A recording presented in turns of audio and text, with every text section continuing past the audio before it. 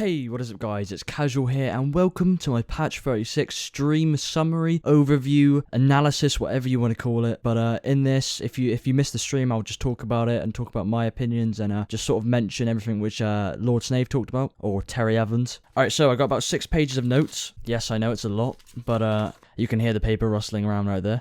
But yeah, I'm going to try and show everything on screen and I'm also going to try and talk about them a bit. Alright, so the first thing is wolf packs, and on the screen here you'll be able to see how they act and the animations. So the wolf packs will chase deer and they will pounce, as you can see, and as you can see here it also looks like they'll wipe anything out in their way. So they're fast, obviously. They howl, which is pretty eerie, and that's you know, supposed to really show their numbers and warn the players that they're coming. So if there's 6 of them, you'll hear a lot more howls than if there's 3 of them. And speaking of how many there are, they hunt in packs of 3 to 8, and they have a confidence system, which basically means if they charge at you, or if they try to attack you or circle you, if you shoot one of them, that will sort of destroy their confidence. So the other 5 will back away for a bit and sort of get together and wait until you let your guard down or sort of go for you again. So it will take a bit of time for them to build up their confidence before they attack the player. So you could wipe out a few of them and then the rest of them will just sort of run off. So like I said, the less wolves, the less likely they are to attack. So they'll sort of just toy with you a bit if there are less of numbers of wolves. But yeah, in conclusion, the confidence system really just determines how strong the pack is and stuff like that. And speaking of the pack, there will be an alpha male which they will follow around, so that's pretty cool to add. And yeah, they just sort of roam around the map, and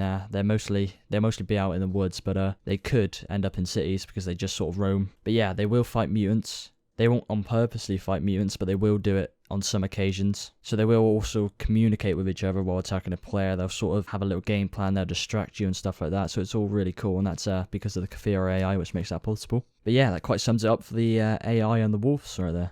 Terry did also mention that the mutants in the future may actually hunt in packs as well. It's sort of like hordes, but in our packs, and there'll be like an alpha mutant. So that's pretty cool to know about. And also they fixed the AI in patch 36. Alright, so the next thing is there's new vegetation, such as grass, and if you have it on the higher settings, there'll be more additional grass. Brightmoor has been changed a lot, according to Terry. Also, here's a pretty cool thing right here, as you can see. The mags now display how much bullets they have in them, and you can also unload, split, combine rounds, and load mags. And a lot of things stack as well, such as bandages, I believe food, such as like raw meat and stuff like that. So here's a little clip of reloading in the game. Alright, so according to the devs, you can't reload if the mag is in your backpack. Due to it being unrealistic, you have to have it in like your pants or your jacket or your t-shirt. There's also an incapacitational system coming, which means that you can duct tape other players' hands together so they can't really attack you or anything. And that will give you full access to their inventory. So the way to break out is using your lean keys, which is Q and E, so you have to do that for a few minutes and eventually you'll break out. Or a friend can break you out if a friend comes up to you. Clothes can also spawn with items inside them now. So you could search a t-shirt and it may have some items already in it. That's the same goes for vehicles. They can spawn with items already in them or parts already in them. Okay, so there's also a new weapon called the Remington 700, or I believe it's based off the Remington 700. It takes 308 rounds and is the hunting rifle, which we could see on that screenshot on my patch 36 image analysis video. But yeah, if you take a look here, you could see it. Looks really nice. It's bolt action as well. That's the new weapon that got added. Okay.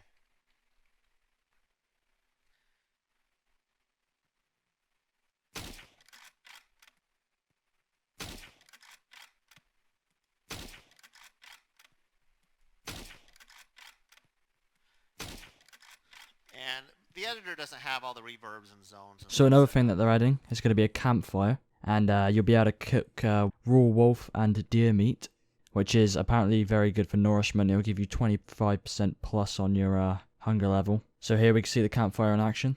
And you'll need wood for fuel. So to obtain raw wolf meat or raw deer meat, you can kill a wolf or a deer and you can actually loot their corpse now and get the meat from there. And meat does actually stack as well, so that's pretty cool. So once you get raw meat, all you gotta do is put it in the fire and cook it. If you cook it for too long, you get burnt meat, and obviously you can't eat that. They're also adding a drying rack, and that will change raw meat into cured meat. And apparently you can cook tainted meat, which will also make you sick. Speaking of looting, you can also loot food and maps and drinks off dead mutants now, and a lot of other casual stuff. And last but not least, you can put a jerry can in the campfire and it'll explode, so you could sort of set a little trap for someone. So apparently there's 60 plus new clothes and over 100 plus new items, which is going to be in patch 36. They've unlocked the 4th primary slot, so you can have a 2nd primary now, and you can sort of alternate between the 2 primaries. They've added a slot for a jacket now, so you'll be able to wear like jackets and vests. There's like a new tactical vest in the game, and overall there's 15 vests. So they've also added a duffel bag, which is bigger than the rugged pack, but it stands out a lot more when wearing it. I'm pretty sure it's got 4x5 slots. Not too clear on that, but I believe so. Okay, so here it is, what you've all been waiting for. Storage crates. So you can't lock them as of now. Apparently the devs are looking into doing that in the future. You could have one small one and one large one per base. But yeah, they're all for basically storing items in them. Okay, so the next thing is tents. So there's 3 types of tents. There's a trekking tent, there's a camping tent, and there's a pup tent.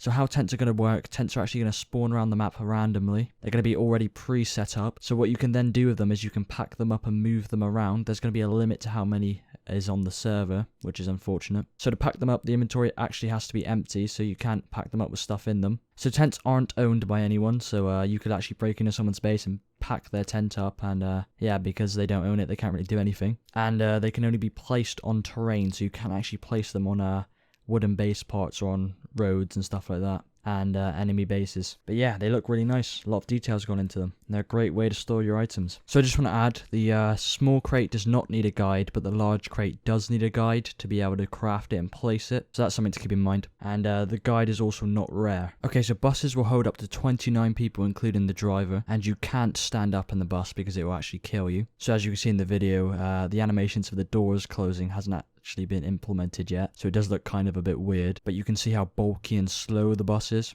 So they're not up in the player count to 64 players yet, so that's unfortunate, and they will be staying at 36 for a few more patches to come. So they fixed the car inventory bug, so your fuel and your oil won't drain when your car is off, and so your wheels will actually disappear when you break them. They're also looking into increasing the number of dead player corpses in the future, so your body will stay around a lot longer. So the city's not yet finished, but it's definitely coming in patch 36. So the full city's going to be interactive. You're going to be able to like switch lights on and stuff like that. You can also see right here there's a new hotel, which is showing off. Now they are looking into rooftop access in the future, especially the skyscraper building, as you'll see in a second. And unfortunately, not all buildings will be open. Okay, so there's also new weather patterns being added, such as the mist, they call it. I'll let you take a look at that. So the mist doesn't last that long, it only lasts about 5 to 10 minutes, unlike, the storms and the tornadoes. Speaking of storms and tornadoes, they've also adjusted the sound of them a bit as well. But yeah, the mist kind of reminds me of Silent Hill. It's very hard to see, it's very spooky, there's lots of silhouettes and stuff like that. And they're also thinking of adding vehicle modification in the future, so you could like armor up your vehicles and put like a plow on the front of it, and machine guns and stuff like that. They're also looking into the ability to craft weapons, and trying to make the AT-15 craftable in the future. They're also thinking about adding 3 to 4 new guns, including the AK-47, and definitely considering attachments, such as sights and stuff like that. So there's no ETA on the actual release. People believe it's coming on the 21st, which is in 2 days now, because when Terry was actually loading up his client, it said patch 36, and it said 21st of the 6th, 2016. Which may suggest that's when they're going to drop the patch. So there's going to be no base wipe with the patch or a crafting recipe wipe. It's just going to be a player and a vehicle wipe. And they're also looking into removing floating bases and removing people's bases who get in the way, such as the ones who block the road. So you better hide your base. Anyways, I apologize if I sound kind of down in this video. I actually recorded the whole live stream, but it ended up freezing on one of the frames, so I couldn't use it. I had to go and re-record it again. So that's also the reason why it's late. But yeah, if you enjoyed, remember to leave a like, leave a comment, and subscribe. And keep an eye out for patch 36. See you in another video, guys.